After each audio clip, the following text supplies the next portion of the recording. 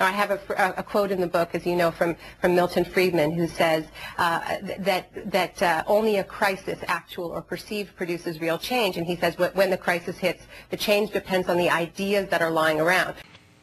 He said only a crisis, actual or perceived, produces real change. When that crisis occurs, the actions that are taken depend on the ideas that are lying around. That, I believe, is our basic function: to develop alternatives to existing policies, to keep them alive and available until the politically impossible becomes politically inevitable. That there is the manifesto of what I call disaster capitalism. Only a crisis, real or perceived, produces real change. And he was admitting that his ideas, his vision of a radical privatized world, couldn't be imposed in the absence of a crisis. He was referring to economic crises, and economic crises have played that role of sort of softening the ground for the imposition of shock therapy.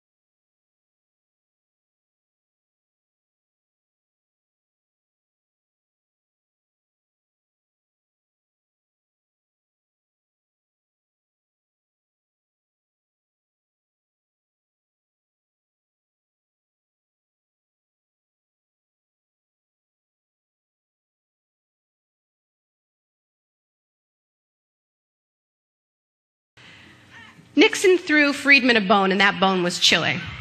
They had a laboratory where they were able to test these ideas. They also had a group of roughly 100 Chilean students who had studied at the University of Chicago. You know, Seth was talking earlier about the importance of training young people and having a new generation of public intellectuals. Well, let me tell you, they knew this at the Chicago School in 1957 when they created what they called the Chile Project to take on the so-called pink economists of Latin America. And they trained up this generation, and they went home to wage a battle of ideas, and they lost miserably. They lost miserably, as the 1973 election of Salvador Allende showed. They couldn't win a battle of ideas. All three major political parties in the 1973 election in Chile supported nationalizing the copper mines. They were off the political map. They came back with tanks. They rode in on Pinochet's tanks. The second day of the coup, every general, every member of the junta had a document that they called the brick because it was so thick. And what it was a neoliberal economic program that was basically a reiteration of Milton Friedman's Capitalism and Freedom. It was everything from privatizing Social Security to charter schools, to tax cuts, to free trade. And they did it all. They did it so fast that Milton Friedman came up with a new name for it. He called it shock treatment. That was the second shock. The first shock was the coup. And while the country was still reeling, they were hit with the second shock, the shock treatment. And just to make sure that people stayed in line, there was a third shock, and that shock was torture. In Chile, can I explain first what my participation in Chile was? Because it seems to me that's highly relevant to this discussion. My participation in Chile has two parts.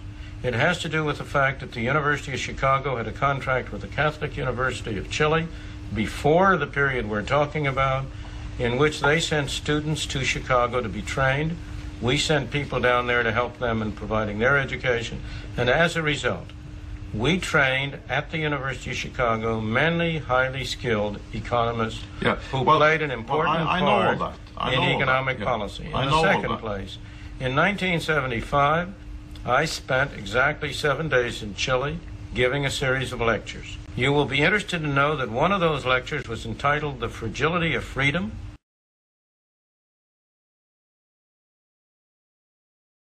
Centralized military government. But you will also like to know that aside from those 7 days which I spent in Chile at that time, I have had no connection with the Chile government. I have never been an advisor to the Chile government. I have never refrained from criticizing the political system in Chile. That's not the point. Professor, I don't think that anybody wanted to imply that you were in any way responsible for the society in Chile. You were responsible for people being killed. No.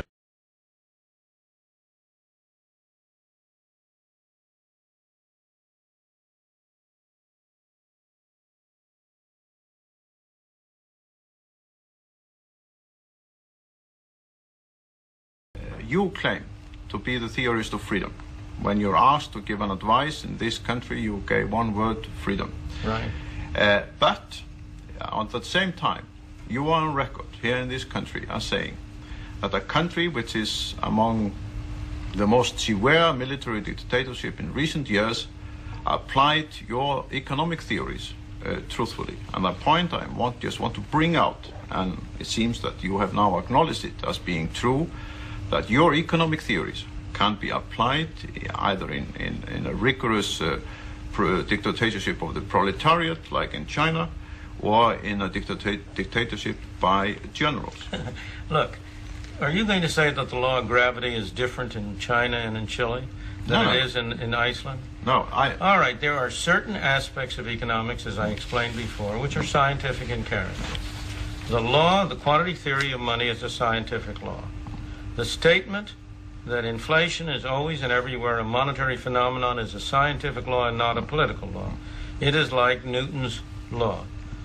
If any country, whether it be a dictatorship, a democracy, whatever it may be, prints too much money, you're going to have inflation. If any country, whether it be a dictatorship or a democracy, wants to reduce inflation, it must reduce the amount of money it prints. Now, those are scientific laws. They have no political content. Are you saying that if you have certain political views, you should only use one kind of physics? The physicists who worked on the atomic bomb were applying scientific methods. The decision to use a scientific bomb was a political question. But that whole issue was a mixture of political and scientific issues. What I am trying to say is that certain parts of my work have been concerned with a scientific issue of what will be the consequences of doing certain things.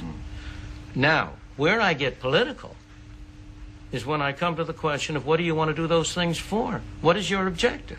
Look, if you want to produce inflation, as a scientist, I can tell you how to do it.